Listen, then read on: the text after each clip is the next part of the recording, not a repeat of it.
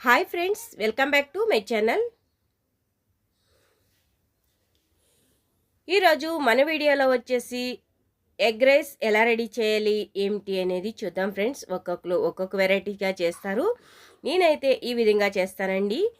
మన వీడియో కొత్తగా చూసేవాళ్ళు ఎవరైనా కొత్తగా చూస్తుంటే కనుక మన వీడియో లైక్ చేయండి.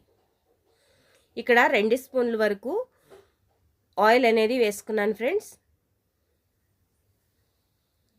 నెక్స్ట్ వచ్చేసరికి దీంట్లో హోల్ గరం మసాలాస్ కొంచెం స్పైసెస్ వేసుకున్నాను. దాంట్లోనే 2 పచ్చిమిర్చి, కరివేపాకు కొంచెం,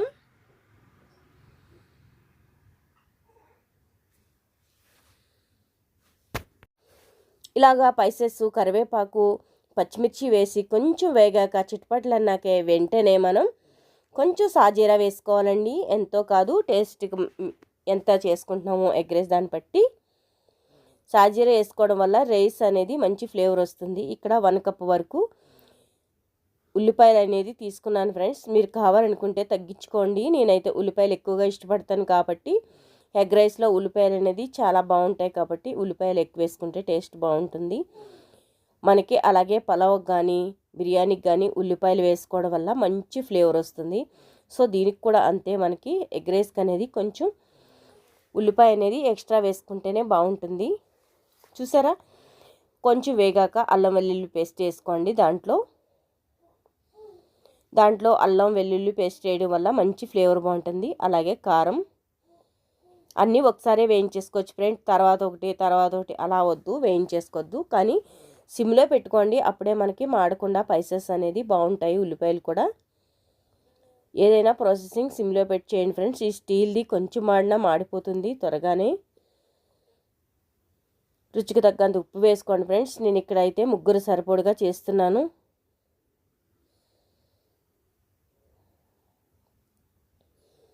చూస్తారు కదండి, ఇలాగా 3 అయితే ఫుల్గా లాగించేయచ్చు, అంత బాగుంటుంది నేను చేసే రైస్ అనేది.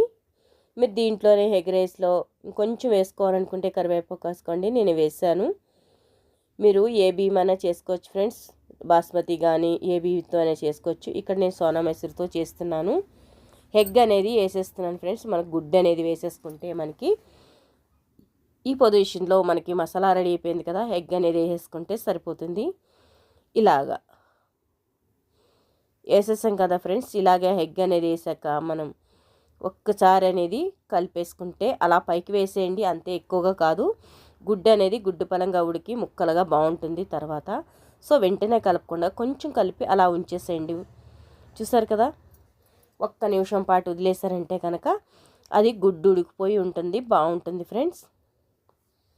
ఒకే 1 నిమిషం చాలు, మనకి ఎక్కువ ఎక్స్ట్రా కూడా అవసరం లేదు.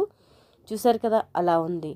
ఇప్పుడే మనం చక్కగా గుడ్డిని కింద మాడిపోతుందా ఏంటని చూసుకుంటూ కలిపేసుకున్నామంటే కనుక బాగుంటుంది. మాడలేదు ఫ్రెండ్స్, కానీ మాడిపోయే అవకాశం ఉంటుంది. స్టీల్ గిన్నె కదా, కొంచెం గ్యాప్ అనేది బాగా పెట్టుకుని మనం కలుపుతూ ఉండాలి. అప్పుడే కలుపుకుంటూ ఉన్నామంటే కనుక మాడకుండా ఉంటుంది. ఇలా గుడ్డు అనేది మనకు కొంచెం పెద్ద పీసెస్గా వస్తే బాగుంటుంది కదా. మీరు కావాలనుకునే వాళ్ళు దీంట్లో మిరియాల పొడి వేసుకోండి ఫ్రెండ్స్. నేను పచ్చిమిర్చి కారం వేసాను కాబట్టి నేను ఇంకా ఏమీ వేయట్లేదు. ఇక్కడ కొంచెం గరం మసాలా వేస్తున్నాను ఫ్రెండ్స్. మనం ఆల్రెడీ గరం మసాలా చేసాము, కావాలంటే లింక్ ఇస్తాను చూడండి. ఎవరైనా కావాలనుకునే వాళ్ళు మెసేజ్ పెట్టండి ఫ్రెండ్స్, నేను లింక్ ఇస్తాను కింద.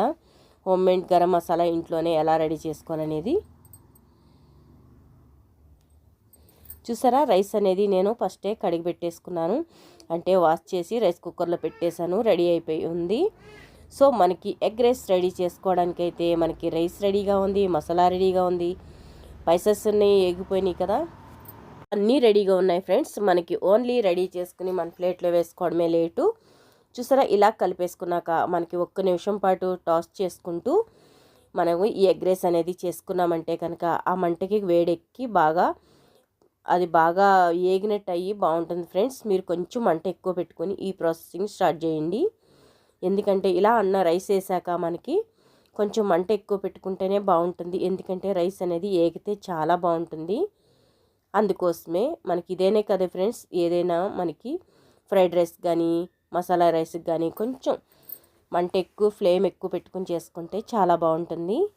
లాస్ట్ మూమెంట్లో ఇలా కొత్తిమీర వేసుకుని సర్వ్ చేసుకుంటే మనకి ఎగ్ రైస్ అనేది రెడీ అయిపోయింది. కావాలనుకున్న వాళ్ళు దీంట్లో ఏమీ లేదు ఫ్రెండ్స్, మీరు మిరియాల పొడి వేసుకోండి, టేస్ట్ మరింత బాగుంటుంది. మేమైతే కనుక కారం ఎక్కువ వేసాము, పాప తింటుంది అనే ఉద్దేశంతో మిరియాల పొడి అనేది కొంచెం వేయలేదు మేము. చూసారా, మనకైతే ఎగ్ రైస్ అనేది సూపర్గా రెడీ అయిపోయింది. వేడివేడిగా మనం ఒక ప్లేట్లో తీసుకొని సర్వ్ చేసేసి వెంటనే మనం తినేయచ్చు ఫ్రెండ్స్. నేనైతే ఒక కప్పులో తీసుకుని అలా కప్పుతో పాటు వేసేసాను, బాగా వస్తుంది అనే ఉద్దేశంతో. చూసారా, అలా రౌండ్గా వచ్చింది, అందుకోసమే వేసానండి, మరేమి కాదు. చూసారా ఎంత బాగుందో, ఎగ్ రైస్ అనేది సూపర్గా రెడీ అయింది. నేను కొంచెం కొత్తిమీర వేస్తున్నాను, ఫ్లేవర్ కోసం బాగుంటుంది. ట్రై చేస్తారు కదా ఎగ్ రైస్, మీరు ఎలా చేస్తారు? చూసారు కదా, ఈ ఎగ్ రైస్ మీరు ఎలా చేస్తారు, నేను ఎలా చేశాను కామెంట్ చేయండి, మనకు తెలిసిపోతుంది. చూసారు కదా, ఎగ్ రైస్ తయారీ విధానం అయితే ఇలా ఉంది ఫ్రెండ్స్. మీరు ఎలా చేస్తారో కామెంట్ చేయండి. నేనైతే ఇలాగే చేస్తాను, కానీ మిరియాల పొడి మిస్ చేశాను. మీరు కావాలనుకున్న వాళ్ళు ఇంకా ఏమైనా యాడ్ చేసుకోవాలనుకుంటే యాడ్ చేసుకోండి ఫ్రెండ్స్, చాలా బాగుంటుంది. చూసారు కదా, మనకి ఇలా రెడీ అయిపోయింది. రెడీ అయిపోయిన ఎగ్ రైస్ని ఎక్కువగా లేట్ చేయకుండా గమ్ముని లాగించేయచ్చు. అంటే ఎక్కువ వెయిట్ చేసే కొద్దిగా మనకు ఆకలి పెరిగిపోతుంది కాబట్టి అంతవరకు వెయిట్ చేయకుండా గబగబా వీడియో ముగించేసి please like and share, subscribe friends.